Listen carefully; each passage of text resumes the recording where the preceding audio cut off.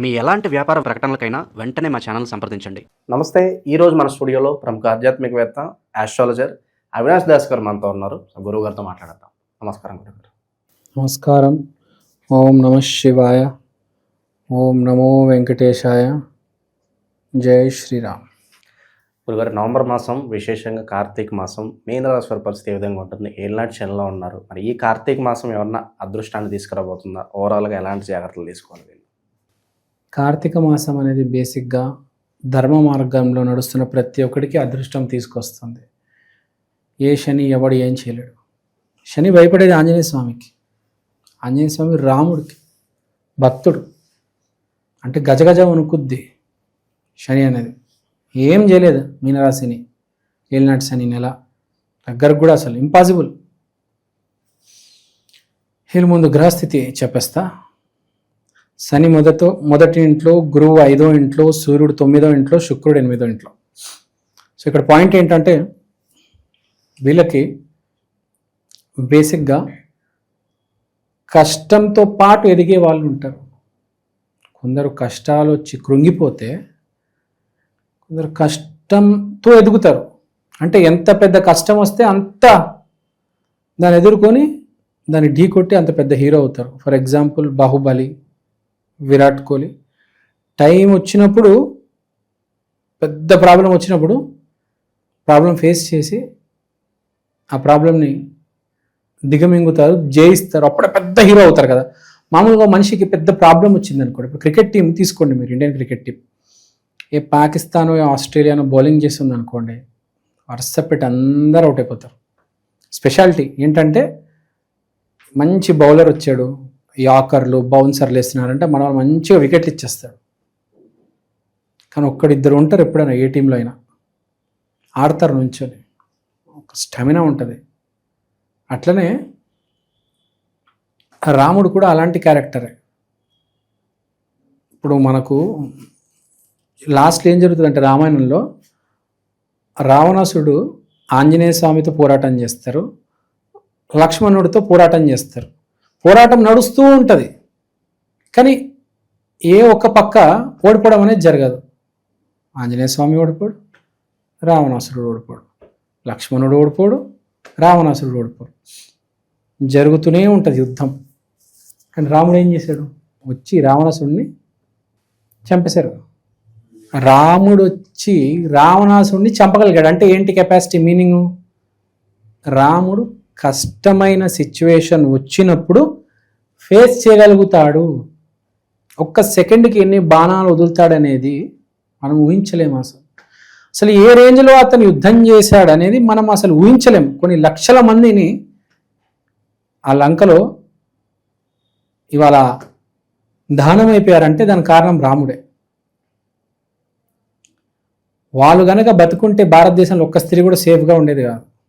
రాక్షస జాతి అంటేనే వాళ్ళు తత్వం అలా ఉంటుంది. లాగేసుకోవడం, కొట్టేయడం, ఎలా అయినా రౌడీ పనులు చేసి కావాల్సింది తీసుకోవడం. ఇప్పుడు మనం వింటూ ఉంటాం, లంక నుంచి ఆ టైంలో రాక్షసులందరూ వచ్చేసి ఆడవాళ్ళని తీసుకెళ్ళిపోయేవారని చాలా గొడవ జరిగేది. బేసిక్గా ఇక్కడ దైవాంశం భారతదేశం అనేది, ధర్మం పాటిస్తూ హ్యాపీగా ఉండేవాళ్ళు. సాత్విక గుణము, రజోగుణం ఉన్నవాళ్ళు. వాళ్ళు తామసిక గుణము పూజించేదే రాక్షసుల్ని పూజిస్తారు వాళ్ళు. ఆ ఇంద్రజీతు నికుంభదేవిని పూజించేవాడు పచ్చిమిరపకాయలతో, మనకు తెలుసు. రాక్షస దేవి పట్టుకొని రాక్షస శక్తులు తెచ్చి కల్లా కపటం ఇలాంటివన్నీ పిచ్చి పిచ్చి, అంటే ఎలా మోసం చేయాలి, ఎలా కనపడకుండా దాడి చేయాలి, ఎలా వెనక నుంచి దాడి చేయాలి. ఫేస్ టు ఫేస్ ఎదురుగా దాడి చేసే దమ్ము లేకపోతే మనిషి ఏం చేస్తాడంటే వెనక నుంచి దాడి చేస్తాడు. అంతే కదా. రాముణ్ణి ఎదుర్కోలేడు కాబట్టి రావణాసురుడు వెనక నుంచి దాడి చేసేవాడు. అటుపక్క ఇటుపక్క ఫేస్ టు ఫేస్ చేయలేకపోయాడు ఎప్పుడు.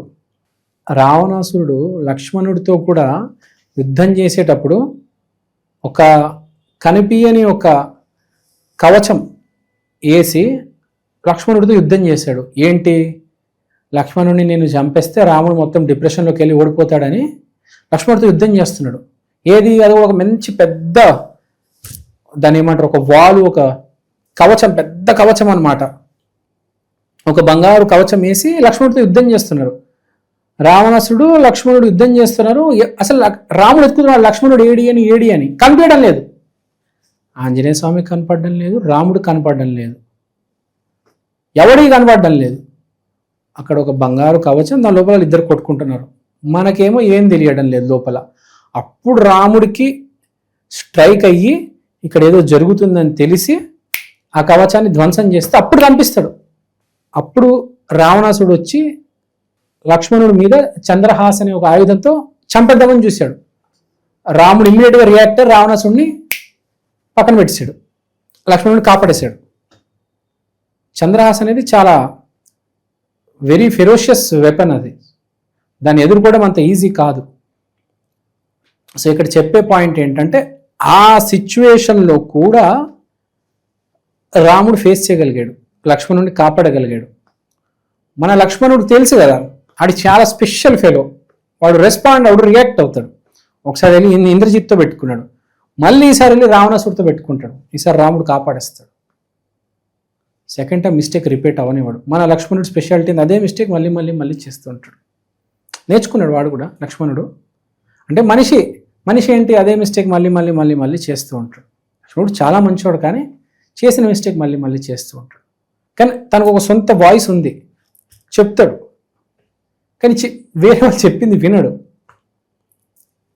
సో ఇప్పుడేంటి, ఈ లక్ష్మణుడిని ఆంజనేయ స్వామిని మాయా మంత్రం చేసి ఏదో ఓడగొడదాం అనుకుంటాడు, కానీ కుదరదు. రాముడు వచ్చేసి ఐస్ బ్రేక్ చేసేస్తాడు. చివరిగా రాముడే వచ్చి రావణుడితో ఫైట్ చేసి రావణుని అంతు చూస్తాడు. ఇక్కడ పాయింట్ ఏంటంటే మీకు కష్టం వస్తుంది, ఫస్ట్ పాయింట్. సెకండ్ పాయింట్, గురువు 5వ ఇంట్లో ఉన్నాడు కాబట్టి మీరు ఆ కష్టాన్ని దాటబోతున్నారు. That is very good. Karthika మాసం ఏంటి, నాకు కలిసి రావాలి కదా, ఇదేంటి తేడా కొట్టింది అనుకోవద్దు. ఫస్ట్ కష్టం వస్తుంది వీళ్ళకి, మీనరాశి వాళ్ళకి. ఫస్ట్ ఒక కష్టం వస్తుంది, పక్క చూడండి మీరు మీనరాశి వాళ్ళు, ఒక కష్టం వస్తుంది, ఏ రూపంలో వస్తుంది, కానీ అది మంచి చేస్తుందని మీకు తెలియదు. అంటే ఒక్కొక్కటి ఒక థీమ్ ఉంటుంది. ఆ కష్టం వచ్చి మీరు పక్కన జరిగిపోయారనుకోండి, ఏం కాదు, మీకు ప్రాఫిట్ కూడా రాదు, కానీ మీరు నుంచొని దాన్ని ఢీ కొడితే మీకు విపరీతమైన ప్రాఫిట్ వస్తుంది. అది గుర్తుపెట్టుకోండి, మోస్ట్ ఇంపార్టెంట్ పాయింట్. ఒక ప్రాజెక్ట్ వచ్చింది, నాకు ఈ ప్రాజెక్ట్ వద్దు అంటే మీకే కష్టం అవుతుంది మీ ఆఫీస్లో.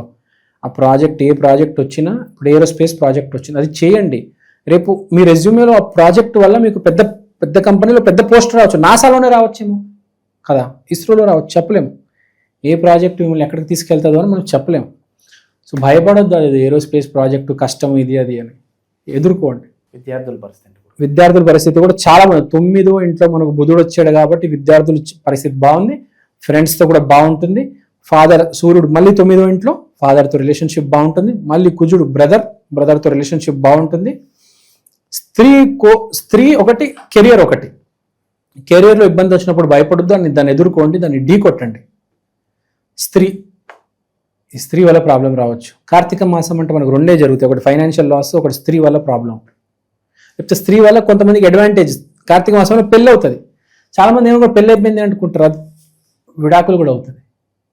లవ్ అండ్ ఎఫెక్షన్స్ పరంగా, కుటుంబ సంబంధాల పరంగా ఎలా ఉంటుంది? లవ్ అండ్ ఎఫెక్షన్స్ పరంగా నో ప్రాబ్లం. 9వ ఇంట్లో మనకు సూర్యుడు, బుధుడు, కుజుడు ఉన్నాడు కాబట్టి లవ్ అండ్ ఎఫెక్షన్స్, ఫ్యామిలీలో ఆప్యాయత, దానికి ఏం ఇబ్బంది లేదు. మీకు ఇబ్బంది వస్తే స్త్రీ కారణంగా కాస్త ఇబ్బంది రావచ్చు, పెద్దగా ఏం రాదు కానీ కాస్త ఇబ్బంది రావచ్చు. మనం రాముడికి సీత వలన ఒక రకంగా, సీత కాదు రావణుడు, పెద్ద స్టోరీలే ఇంకా ఇప్పుడు. సో కాస్త స్త్రీ వల్ల ఇబ్బంది పడవచ్చు. ఇప్పుడు లక్ష్మణుడికి శూర్పణఖ వల్లనే కదా, సింపుల్గా చెప్పుకుంటే. సో లక్ష్మణుడికి శూర్పణఖ వల్లే కాబట్టి ఒక స్త్రీ వల్ల కొంచెం ఇబ్బంది రావచ్చు. స్త్రీతో జాగ్రత్త. ఫ్యామిలీలో ఎటువంటి ప్రాబ్లమ్స్ లేవు. నాన్నగారితో చాలా బాగుంటుంది, బ్రదర్స్తో చాలా బాగుంటుంది, ఫ్రెండ్స్తో చాలా బాగుంటుంది. చాలామంది కార్తీక మాసంలో పెళ్లి చేసుకుంటారు, చాలా మంచి మాసం అని. కానీ ఎక్కువ శాతం చాలామందికి విడాకులు కూడా, ఎక్కువ శాతం పెళ్ళి అయ్యేది కార్తీక మాసంలో కాబట్టి విడాకులు కూడా ఇక్కడి నుంచే కదా, చాలామందికి విడాకులు కూడా జరుగుతుంది. అలానే కొంతమందికి ఈ మాసంలోనే పెళ్లి కాకపోయినా ఒక అమ్మాయి వల్ల నష్టం జరుగుతుంది. సో మీ కర్మ ఇవన్నిటికీ రూట్ వచ్చేది మనకు కార్తీక మాసం. సో కార్తీక మాసంలో ధర్మము పాటించేవాడు చాలా హ్యాపీగా ఉంటాడు. అధర్మం అనేది వాడికి ప్రారంధంలో ఉంది అంటే ఎక్కడో ముందు వెనక ఏదో 10 ఏళ్ళ ముందో 100 ఏళ్ళ ముందో 200 ఏళ్ళ ముందో చేసింది ఇప్పుడు వస్తుంది. అది మంచి కావచ్చు చెడు కావచ్చు, వచ్చినప్పుడు ఎదుర్కోవాలి అంతే. కానీ మీరు కనుక ధర్మ మార్గంలో ఉంటే మిమ్మల్ని ఎవ్వరు ఏం చేయలేరండి. మీరు గెంతులు వేసుకొని హ్యాపీగా ఉండొచ్చు. ఒకవేళ మీరు ధర్మ మార్గంలో ఉంటే మీ కెరియర్ ప్లస్ అవుతుంది, మీకు పెళ్ళయి సీత లాంటి మంచి భార్య వస్తుంది, ఆంజనేయ స్వామి లాంటి మంచి ఫ్రెండ్ భక్తుడు దొరుకుతాడు, లక్ష్మణుడు మీకు బ్రదర్ తోడుకుంటాడు. అంటే మీ ధర్మమే అండి. నువ్వు ఏది చేసినా తిరిగి నీ దగ్గరికి వస్తుంది. అది నువ్వు నాకు ఇది వద్దు, నాకు ఇది కావాలి ఏమైనా అనుకో, అది రావాలంటే ఎలా అయినా వస్తుంది. అది రాదు అంటే ఎట్టి పరిస్థితిలో నువ్వు దాని దగ్గరికి పోలేవు, నువ్వు వచ్చినా అది వెళ్ళిపోతుంది. అది నిన్ను వదిలి ఎక్కడికి పోదబ్బా నీ కర్మ. సో చాలా సింపుల్. మీనరాశి వాళ్ళు స్త్రీతో జాగ్రత్త.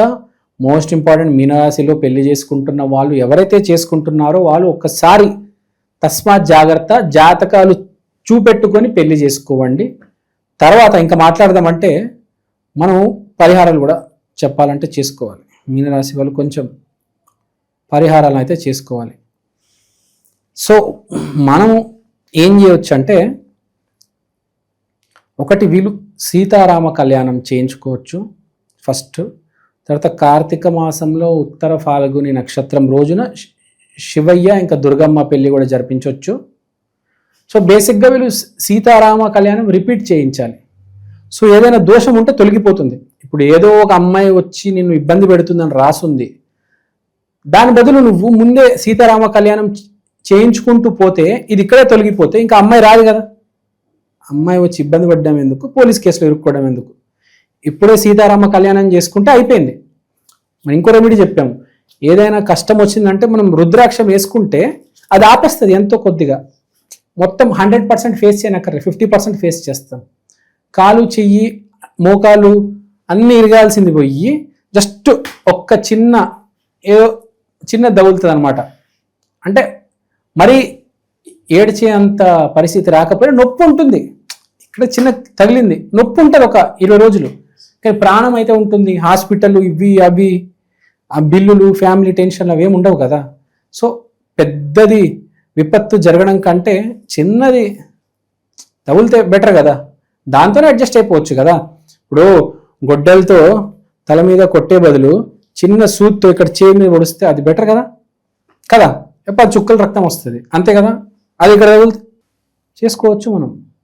ఉంటుంది ఆ సూత్తో పొడిచింది కూడా నొప్పి ఉంటుంది కాదనట్లా, కానీ తల మీద సుత్తి పడడం కంటే ఇది బెటర్ కదా. పోనీ ఇక్కడ పడాల్సిన సుత్తి ఇక్కడ పడుతుంది, ఇది ఫ్రాక్చర్ అవుతుంది. ఇది ఫ్రాక్చర్ అయితే 6 నెలల్లో సెట్ అయిపోతుంది. ఇక్కడ పడితే ఏంది, skull damage, brain fracture, cerebrum infection, ఇవన్నీ ఎవడు భరిస్తాడు? ఎంత బిల్లు, ఎంత ఖర్చు, మనిషి బతుకుతాడో లేదో, కోమా ఇదంతా. అదే చెయ్యి ఇరిగింది ఇలా పెట్టుకుంటూ తిరుగుతాయి, 6 నెలల్లో సెట్ అయిపోద్ది కదా. ఇక్కడ పడాల్సిన సుత్తి ఇక్కడ పడితే కదా. మరి సుత్తి కాస్త సూది అవ్వదు కానీ ప్లేస్ మారుతుంది. ఆ ప్లేస్ చాలా డిఫరెన్స్ క్రియేట్ చేస్తుంది కదా. ఇక్కడికి దెబ్బకి చాలా తేడా ఉంటుంది కదా. సో మీనరాశి వాళ్ళు పరిహారం చేసుకోవాలి. మెయిన్గా స్త్రీ వాళ్ళ ఇబ్బంది కాబట్టి సీతారామ కళ్యాణం జరిపించాలి. కెరియర్ బాగానే ఉంది, నో నీడ్ టు వరీ. తర్వాత హెల్త్ కూడా బాగుంది, నో నీడ్ టు వరీ. విదేశీ ప్రయాణాలు కూడా మంచిగా సక్సెస్ అవుతాయి. ఒకటే వీళ్ళకి స్త్రీ వల్ల కొంచెం చూసుకోండి, తప్పు అమ్మాయిని పెళ్లి చేసుకోవద్దు, కరెక్ట్ అమ్మాయిని పెళ్లి చేసుకోవాలి. 1కి 10 సార్లు జాతకాలు చూపించి అప్పుడే పెళ్లి చేసుకోండి. త్వరపడారే మా చుట్టాల అమ్మాయే, మావాడే, బాగా తెలుసు, ఏమవుతుంది అని అనుకుంటారు. పెళ్లి తర్వాత చెప్పలేం ఏం జరుగుతుంది అని. బ్లూ డ్రమ్ మర్డర్సే జరుగుతున్నాయి ఈ మధ్య, మనం చూస్తున్నాం. ఏమైనా జరగవచ్చు ఈ మధ్య. కాబట్టి కొంచెం చూసుకొని జాతకాలు కలిపి పెళ్లి చేసుకుంటే బెటర్. ఇప్పుడు జాగ్రత్తగా పెళ్లి చేసుకున్నాం అనుకో, అది నెక్స్ట్ జన్మకు పోస్ట్పోన్ అయిపోతుంది, ఆ అమ్మాయి వల్ల వచ్చే ఇబ్బంది కదా. మనం జాగ్రత్తగా మనం ఎంత జాగ్రత్తగా ఉంటామో అనేది కూడా చాలా ఇంపార్టెంట్. మన లిమిట్, మన బౌండరీ అన్నీ ఓపెన్ చేస్తే చెడంతా ఒకటేసారి వచ్చేస్తుంది.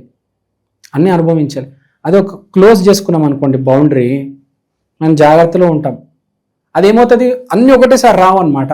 ఒక్కొక్కటి వస్తే అప్పుడు మనం ఫేస్ చేసుకోవచ్చు మెల్లిమెల్లిగా ఒక్కొక్క దాన్ని కదా. అన్నీ ఒకటేసారి వచ్చేస్తే ఏంది పరిస్థితి? లిమిట్లు ఓపెన్ చేసి పెట్టుకుంటే గేట్లు అన్నీ రెండు జరుగుతాయి. మంచి ఒకటేసారి వచ్చేస్తుంది, చెడు కూడా ఒకటేసారి వచ్చేస్తుంది. మంచి వచ్చేస్తే ఏమవుతుంది, పెళ్ళైపోతుంది, జాబ్ వచ్చేస్తుంది, ఆరోగ్యం ఇంప్రూవ్ అయిపోతుంది. అదే చెడు వస్తే హూ ఈజ్ రెస్పాన్సిబుల్? ఎవరు బాధ్యత తీసుకుంటారు కదా. సో సీతారామ కళ్యాణం అయితే వీళ్ళు డెఫినెట్గా జరిపించుకోవాలి. సో మన ప్రేక్షకులందరి కోసం నేను ఒక చిన్న ప్రోడక్ట్ తీసుకొచ్చాను. ఒకసారి మీ అందరికీ చూపిద్దాం అనుకుంటున్నాను. ఈ ప్రోడక్ట్ పేరు ఈక్షన్, అంటే ఈ క్షణం. ఇది ఒక డిజిటల్ వాల్ క్లాక్. మీకు ఫస్ట్ నేను చూపిస్తాను. ఇదే అండి ఈక్షన్. ఈ డిజిటల్ వాల్ క్లాక్లో మీరు దేవుడి పటం చూడొచ్చు.